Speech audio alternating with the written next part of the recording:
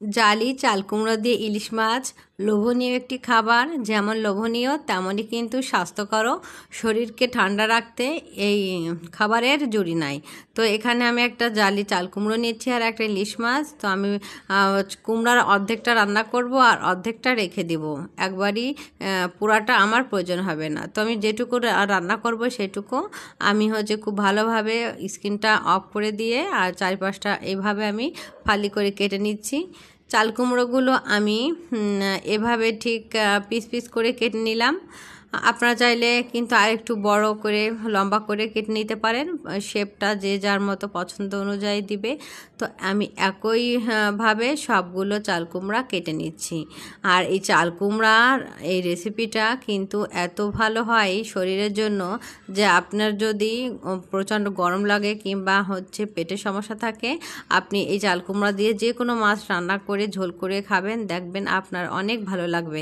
তো আমি এখানে যে মাছটা দেখেছিলাম সেটা খুব ভালোভাবে কেটে ক্লিন করে নিয়ে আমি লবণ হলুদ মাখিয়ে নিলাম। এই মাছটা আমি অল্প একটু ভেজে নিব। মাছটা যদি কষিয়েও রান্না করেন তাহলেও কিন্তু করা যাবে, তবে আমি সরিষার তেলে হালকা একটু ভেজে নিব। ইলিশ মাছ বেশি ভাজার প্রয়োজন হয় না, সামান্য একটু ভেজে নিলেই যথেষ্ট। তো আমি এখানে এপিট ওপিট করে দিয়ে হালকা ভেজে নিয়ে উঠে নিলাম।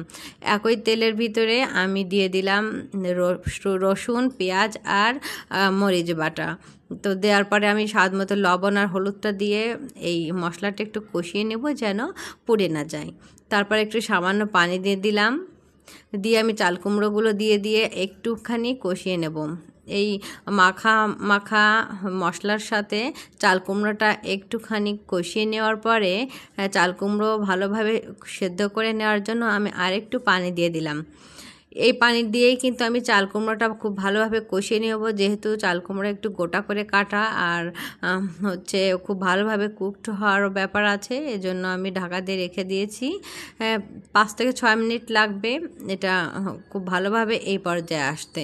তো যেহেতু জালি ছিল, খুব বেশি জালের প্রয়োজন হয়নি। তো আমি ভালোভাবে মশলার সাথে কষিয়ে নিয়ে আমি রান্নার জন্য অর্থাৎ ঝোলের জন্য পানি দিয়ে নিলাম। পানিতে বলক চলে আসলে আমি সব মাছের টুকরাগুলো দিয়ে দিলাম। তারপর একটু ঢাকা দিয়ে দিয়েছি। 2 মিনিট পরে আমি এখানে জিরা আর সামান্য পেঁয়াজ বাটা দিয়েছি। জিরা আর পেঁয়াজ বাটাটা হয়ে আসার আগে একটু যদি দেওয়া হয় তাহলে অনেক ভালো একটা ফ্লেভার আসে আর খেতে অনেক বেশি টেস্ট হয়। তো আমি আরেকটু রান্না করে নিলাম। আর 2 মিনিট রান্না করে নেওয়ার পরে আমি এ পর্যায়ে ঝোল রাখবো। আমার রান্নাটা হয়ে গেছে। আর এটা যতটা না লোভনীয় হয়েছে, খেতে কিন্তু মাশাআল্লাহ অসাধারণ। এই একটা মাছের তরকারি হলে মাছ মাংস কোনো কিছুই লাগবে না, এত স্বাদ হবে। তো আজকের রেসিপিটা ভালো লাগলে লাইক কমেন্ট শেয়ার করতে ভুলবেন না। নিত্য নতুন এমন সহজ সহজ রেসিপি পেতে সাথেই থাকবেন। আল্লাহ হাফেজ।